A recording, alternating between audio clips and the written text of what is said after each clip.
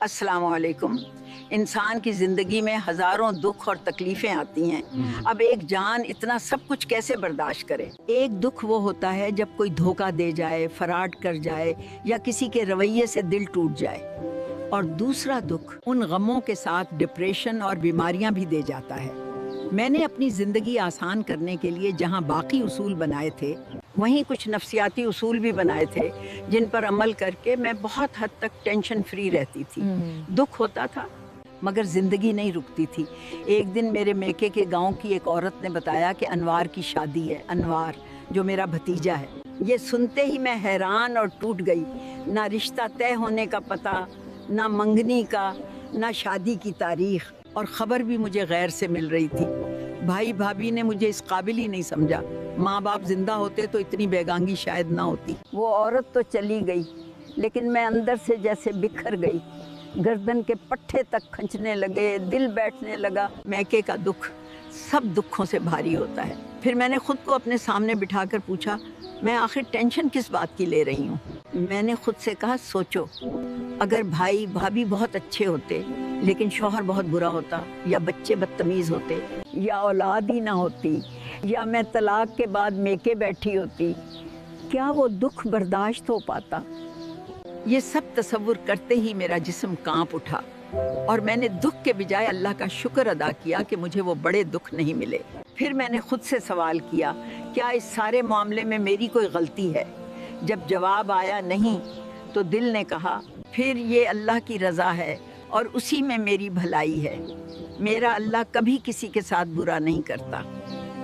ये सोच आते ही मेरा दिल हल्का हो गया, वरना शायद मैं कई दिन डिप्रेशन में रहती, बीमार पड़ती, घर और बच्चे भी मुतासिर होते। मेरी आप सबसे दरख्वास्त है, यही तरीका अपनाएं। टेंशन मसला हल नहीं करती, मसले का हल ढूंढें और ख़ुद को मजबूत बनाएं। या अल्लाह हमारे दिलों के दुख कम कर दे, हमारी परेशानियां आसान कर दे। अस्सलाम वालेकुम। आज मैं आपसे एक बहुत अहम और प्यारी बात शेयर करना चाहती हूँ। मेरी एक दोस्त रुबीना थी। एक दिन उसने मुझे अपने घर दावत पर बुलाया, तो मैंने अपने बच्चों को तैयार किया। चूँकि मैं एक टीचर थी और टीचर का लिबास और ज़ाहिरी अंदाज़ हमेशा बेहतरीन होना चाहिए, इसलिए मैंने अपने बालों का खूबसूरत सा स्टाइल बनाकर मेकअप करके उसके घर का रुख किया। घर से मैं बुर्का पहन कर गई थी। रुबीना के घर पहुंचकर मैंने बुर्का उतार कर अपने बाल दोबारा सेट किए, गले में दुपट्टा डाला और आराम से बैठ गई। कुछ देर बाद रुबीना की बहन शरबत लेकर आई। बहुत सादा सी, बहुत प्यारी सी, तकरीबन 20 साल की लड़की, सर पर दुपट्टा, नहायत खूबसूरती और वक़ार के साथ लिए हुए, और चेहरे पर मासूम सी मुस्कुराहट। जब उसने मेरे सामने शरबत रखा तो मुझे एम्बैरेसमेंट महसूस हुई, और मैंने दुपट्टा सर पर लेने के बजाय महज फैशन के लिए गले में डाला हुआ था, और वो कितने अच्छे तरीके से सर पर लिए हुए थी। जब रुबीना की बहन खाली गिलास और ट्रे लेकर वापस गई, तो मैंने भी फौरन अपने बाल बांधे और सर पर अच्छे से दुपट्टा ले लिया। लेकिन मैं उस वक्त हैरान रह गई जब दोबारा वो लड़की आई ये बताने के लिए कि खाना लग गया है, तो उसका दुपट्टा सिर्फ गले में था। उसने हेयर स्टाइल बनाया हुआ था और हल्का सा मेकअप भी किया हुआ था। ये देखकर मैं सोच में पड़ गई। उसने मुझसे क्या सीखा और मैंने उससे क्या सीखा। वो मेरी ज़ाहिरी शख्सियत, फैशन और अंदाज से मुतासिर हुई, और मैं उसके पर्दे, हया और सादगी से मुतासिर हो गई।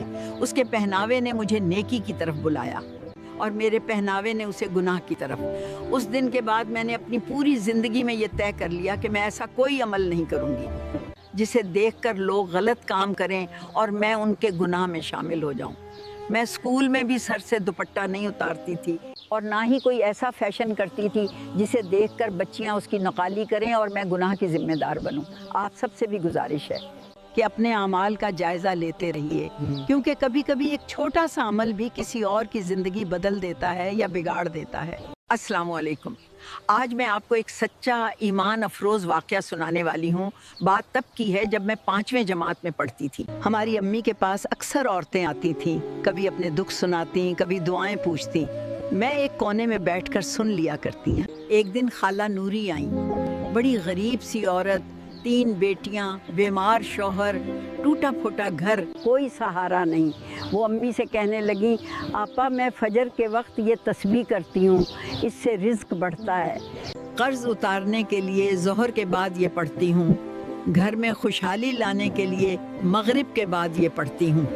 परेशानियाँ दूर करने के लिए इशा के बाद ये तस्बीह पढ़ती हूँ। मैं एक बच्ची थी, मेरे दिल में भी अजीब सवाल पैदा होता था, क्या वाकई इन तस्बीहात में असर होता है या लोग बस कह देते हैं?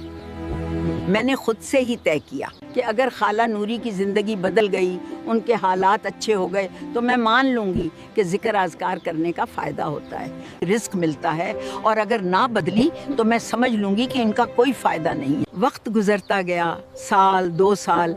उनके घर में एक चीज़ हमेशा नज़र आती थी, सुकून। मैं एक चीज़ नोट करती थी, खाला नूरी हमेशा सुकून में रहती, ना शिकायत ना गुस्सा, चेहरे पर अजब नूर होता था।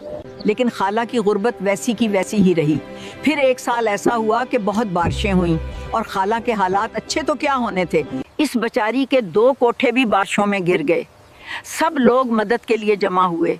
जब घर की जगह मिट्टी खोदी गई तो अंदर से एक घड़ा निकला, सोने से भरा हुआ। पूरा गांव हैरान रह गया। सब ने कहा, नूरी ये अल्लाह ने तेरे नसीब में रखा था। खाला नूरी ने सोना बेचकर घर बनाया, शौहर का इलाज किया, बेटियों की शादियां की। और वो औरत जो कभी 2-2 वक्त की रोटी को तरसती थी, अल्लाह ने उसे इज्जत, सुकून और खुशहाली अता कर दी। तब मुझे पहली बार समझ आया कि अल्लाह कभी किसी की मेहनत, उसकी दुआ, उसका जिक्र, उसका यकीन ज़ाया नहीं जाने देता। कभी फौरन देता है, कभी देर से, लेकिन खाली नहीं लौटाता। अल्लाह जवाब देता है। जिक्र के अंदर एक अजब ताकत है और नामुमकिन सिर्फ हमारी आंखों को होता है, अल्लाह के लिए नहीं। ये तो एक वाक़या है, ऐसे हज़ारों वाक़यात मैंने अपनी आंखों के सामने देखे हैं, मौजज़े होते देखे हैं। वक्त मिला तो वो भी बताऊंगी। अगर आप चाहें तो मैं आपको वो तस्बीहात भी बता दूंगी, लेकिन वीडियो लंबी हो जाएगी, इसलिए अभी इजाज़त चाहती हूँ। अल्लाह हाफ़िज़।